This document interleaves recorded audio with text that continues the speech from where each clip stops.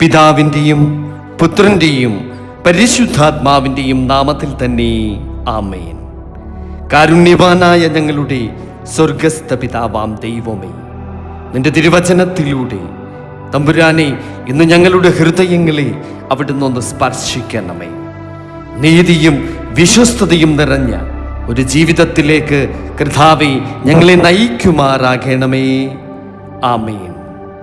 കർത്താവിനാൽ അനുഗ്രഹീതരായി എന്നെ കേൾക്കുന്ന ദൈവമക്കളെ, ഇന്നു നമുക്ക് ധ്യാന ചിന്തയ്ക്കായി നാം തിരഞ്ഞെടുത്തിരിക്കുന്ന വേദഭാഗം 1 ശമൂവേൽ 26 അധ്യായത്തിൻ്റെ 23 വാക്യമാണ്.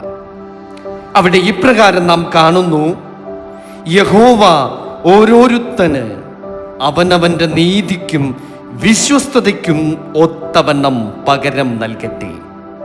യഹോവ ഇന്ന് നിന്നെ എൻ്റെ കയ്യിൽ ഏൽപ്പിച്ചു, എങ്കിലും യഹോവയുടെ അഭിഷിക്തന്റെ മേൽ കൈവെപ്പാൻ എനിക്ക് മനസ്സായില്ല. ആമേൻ. ഹല്ലേലൂയ.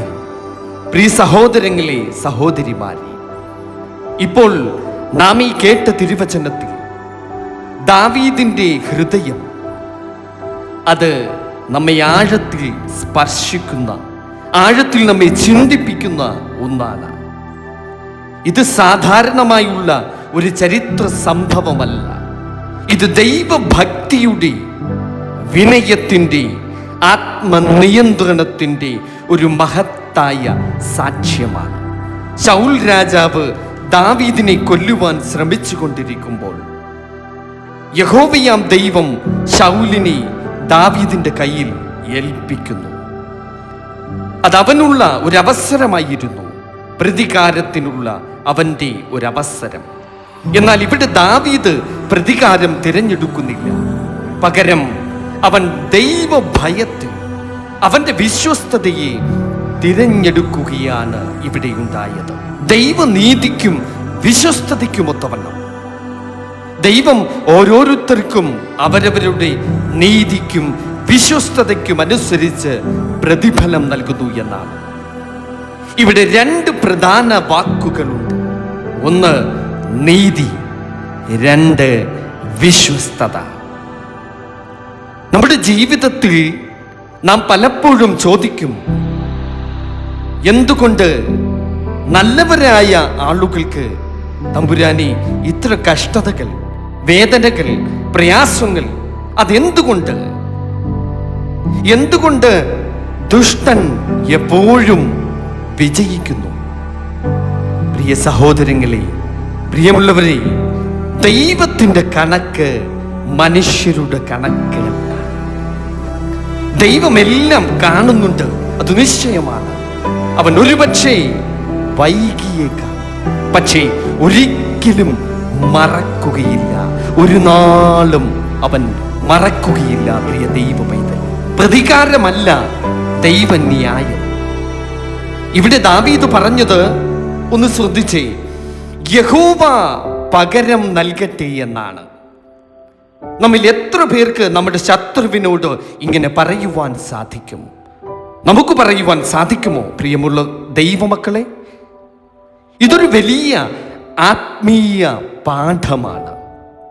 നമ്മൾ പലപ്പോഴും വേദനിക്കുമ്പോൾ നമുക്ക് പ്രതികാരം ചെയ്യണമെന്ന് തോന്നുന്നു, തിരിച്ചടിക്കണമെന്ന് തോന്നും, നീതി നമ്മൾ തന്നെ നടപ്പാക്കണം എന്ന് നമുക്ക് തോന്നിയേക്കാം.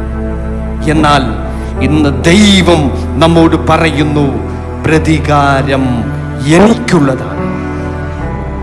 ദാവീദ് ഇവിടെ തൻ്റെ കയ്യിൽ കളങ്കമില്ലാതെ അവന്റെ ഹൃദയത്തെ സൂക്ഷിക്കുകയാണ്. ദാവീദ് ഇവിടെ തൻ്റെ കൈകൾ മലിനമാക്കുന്നില്ല.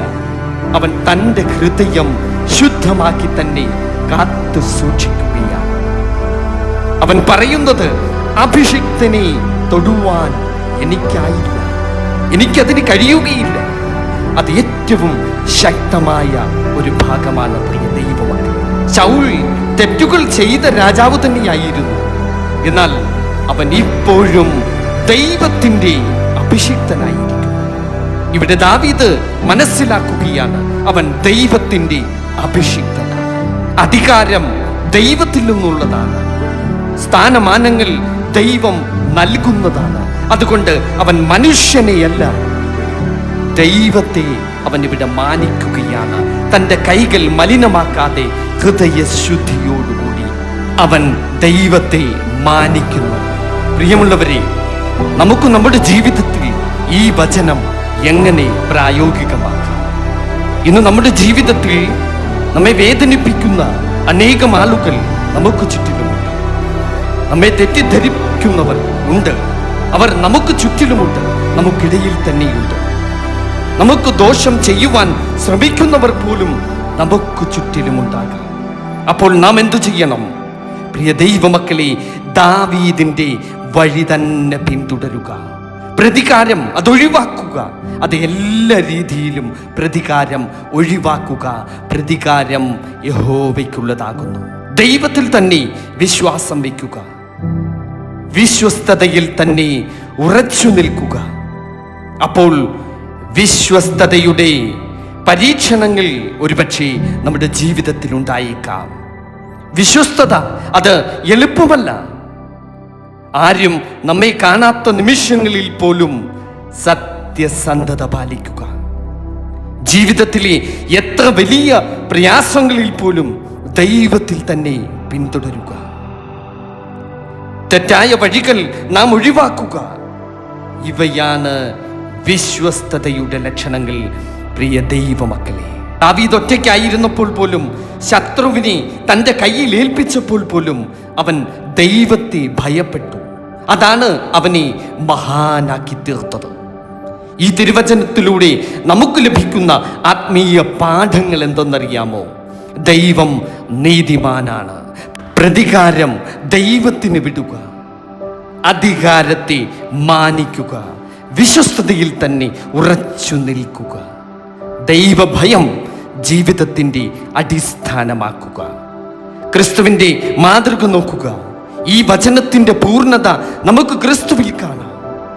തന്നെ ശപിച്ചവരോടും നിന്ദിച്ചവരോടും പോലും യാതൊന്നും അവൻ തിരിച്ചു പറഞ്ഞില്ല.